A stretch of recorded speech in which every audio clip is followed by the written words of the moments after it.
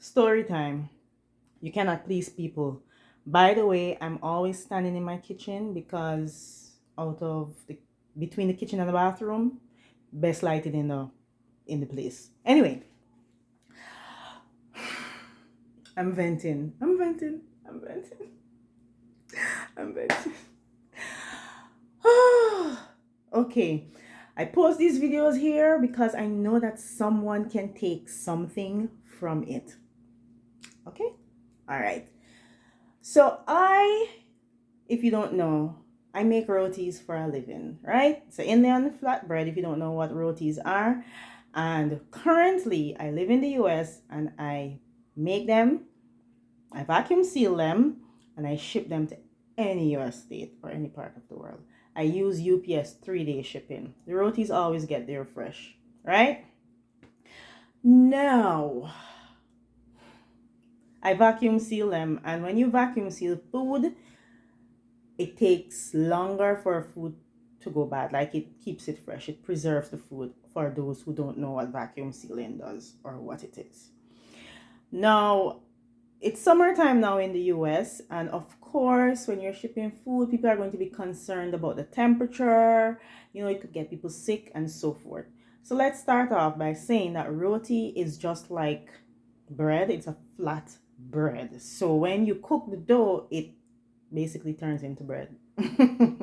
Right? But just in a different form. So it's not like meat or certain forms of cooked food like stews and so forth, right? So if I ship it without a cold pack, as long as I vacuum seal it, or I've tried doing it once without vacuum sealing, and the customer said that she received it fresh, didn't have any issues, and it took hella long to get to her because I live in Pennsylvania and she was all the way in Arkansas, and she got it fresh. It was a bit chillier then, but she still got it fresh, and it was not vacuum sealed. That's just me testing the waters.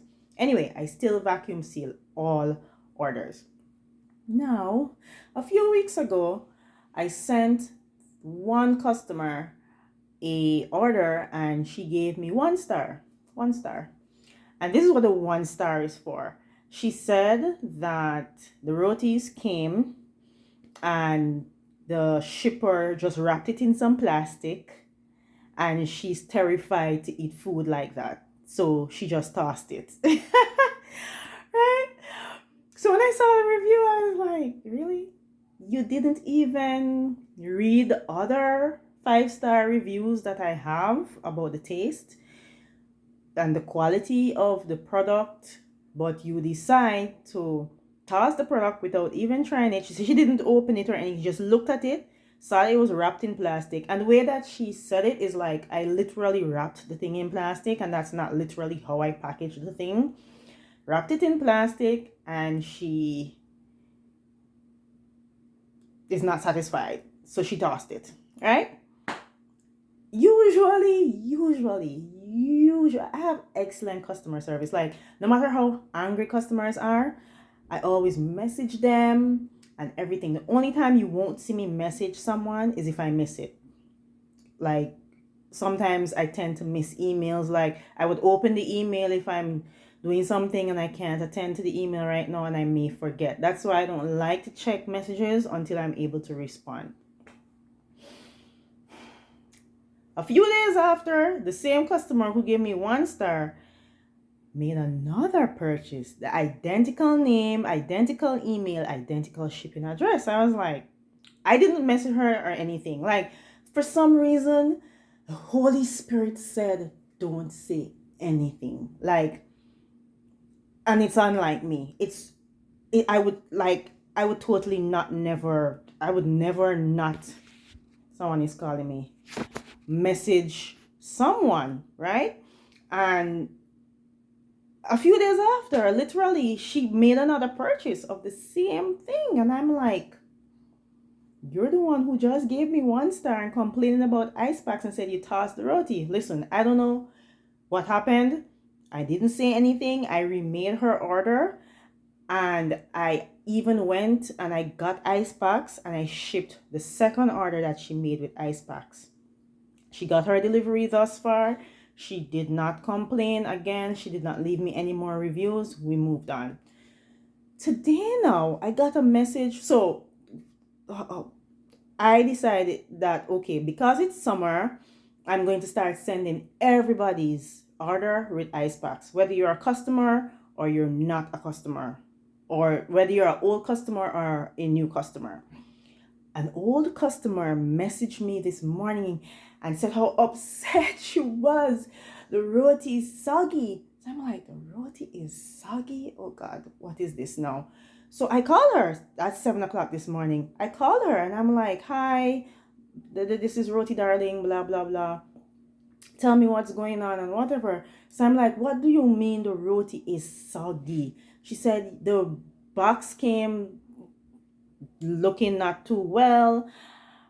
That was not a surprise because I know with UPS and FedEx and sometimes USPS, they really treat the boxes terribly, right? And she said the roti wasn't really soggy, but it wasn't really like how it usually is. She said she guessed it looked that way because of how the shipper, not the shipper, how the shipping company or the carrier handled it. And then she complained about the ice packs and that the ice packs itself was soggy because the one that I got is like the one that suck up the water and then it kind of is like this jelly kind of thing. So like if it bursts, that sogginess would come out of the ice pack itself. So I ensured to understand the situation, what's going on, and everything. No, I got another message from another customer. This customer is new.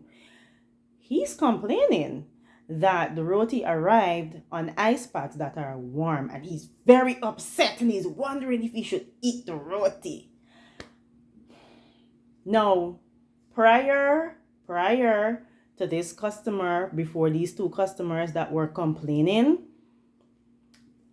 that she who's complaining about not shipping with ice packs, no one complained about how I was shipping the roti. Absolutely no one.